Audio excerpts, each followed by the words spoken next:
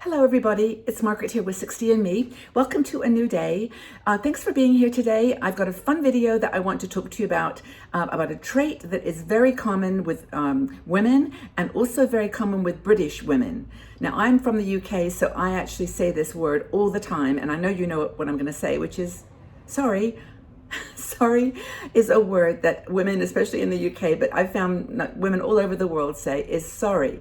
And we say sorry when we don't mean it. We say sorry when it's not necessary. We say sorry for absolutely no reason at all. And it's just a habit. And when when you're out in the street, someone bumps into you, you say sorry, as if it was your fault they bumped into you. Sorry that I'm late when you were stuck on a traffic or you just missed a train. Sorry for things that that just are not your responsibility. But given the fact that we do say sorry all the time, including me, I've got some ideas, some other ways to say that you're sorry.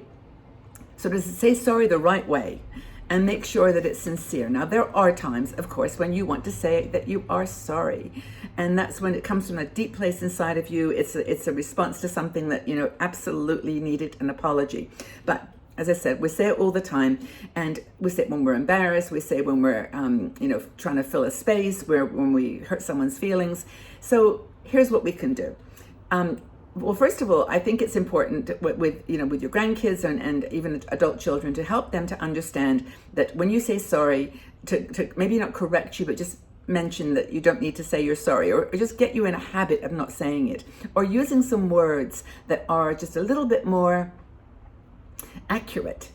So instead, for example, and I've got to thank my daughter-in-law, Lena, for this, because she actually taught me this she was teaching the children, my grandkids, not to use that word all the time. And when you say sorry, to mean that you're sorry. Like if you accidentally, if you hit someone, like your brother, just that, I'm sorry, that's a valid use. But for example, if you're late, okay, this is classic me. Oh, sorry that I'm late. And I don't even say because. I just say, sorry, I'm late. And Lena says, okay, remember, just say, thank you for reminding me that that I was meant to be here at 10. Thank you for reminding me that I'm not on time. It's not like you have to say you're sorry that you're late. There was obviously a reason that you were late, but it's just one of those classic things that we say without thinking. Ginny McReynolds, who wrote this article about saying sorry the right way, actually said she's the same. She's completely addicted to it. It's one of her worst habits. And it's not like you need to be more like cold-hearted or anything. It's like that if you're sorry for doing something or for thinking something or whatever, go ahead and do it. So she's got 6 things that we should take into consideration when we're thinking about using that word, sorry, before you apologize the next time. So, okay, here we go. First one is, don't apologize if you're not really sorry. Think about it. Don't take the time to think about why you're saying sorry. If you've hurt someone's feelings, if you've let someone down, if you've done something that was hurtful, and hey, we're all capable of doing that, right? We don't mean to sometimes, but we may have hurt someone's feelings. Sorry is not the right word for that. That makes it feel like, it's just another conversation, like, oh, sorry I said that. It's like, you can even raise your voice like, sorry, but it's not really saying sorry. So if you meant it and you really did mean it, just say, I'd like to have a conversation about how I might have hurt your feelings just the other day, and I wanted to apologize to you for that. How did that make you feel? Or can we have a conversation about that so I can understand how not to, do it again? Something like that is a better way to apologize. If you really, meant that you were sorry, than to say, oh, sorry, as if it was a casual, not important. So that's a really important one. Have an authentic conversation. Don't just say that you're sorry. Don't use that word as an excuse. Don't apologize if you don't know the reason. Now, I'm sorry, like, for example, I'm sorry that I'm late, and you don't know why the train was late. You don't know, whatever. You can say, my train was running a bit late today. Hope everything's okay. You don't want to say, I'm sorry as an excuse for, someone else's behavior. So that's the second thing. Don't ruin an apology with an excuse. So, if you say, sorry, I'm late, you could say the traffic was bad. You could say, sorry, I yelled, I had a bad day. Or sorry, I can't get together, I'm too busy. Telling the truth and being emotionally honest is much more important than just saying, sorry, I can't make it, or sorry, I was late. Make it into a conversation. I'm a little late today because I missed the train and I was just on the phone with someone and I needed to stay with that conversation, and I hope you understand. Something like that. But don't say I'm sorry as a brush it off, an excuse. If it's an apology, make it an apology, not because of something. Not I'm late because I'm in a bad mood because. Don't make an excuse out of an apology. And that's a really hard one. That's a subtle one there. But I think it's really true. Telling the truth, being emotionally honest. I mean, I guess what she's saying here is that the whole reason that you say sorry is to make a situation with a friend or someone that's important to you, feel better, to somehow explain your behavior. But so just don't. The third thing is don't use an excuse or an apology to soften a situation that really is important. There's probably something quite important that you could cover. Don't apologize if you mean something else. So if you didn't get the job, you're feeling sorry for yourself, you can say that I'm sorry, I just didn't do well on that, or I'm sorry that I missed that opportunity, or I'm sorry that I lost my temper. You're really saying that there's something going on. Like, I lost my temper because I didn't get the job and I need to keep trying or learning or growing. There's more to the conversation than just saying sorry. Now, I haven't actually mentioned the one about just bumping into someone and saying sorry. I just I actually try to say sometimes, thank you for being in my way, because by the time you've apologized for bumping, they've gone. Like, there was no need to say, thank you for stepping out of my way. To say that to yourself, but you don't have to say you're sorry for the snow, sorry for the rain, sorry for the weather, sorry for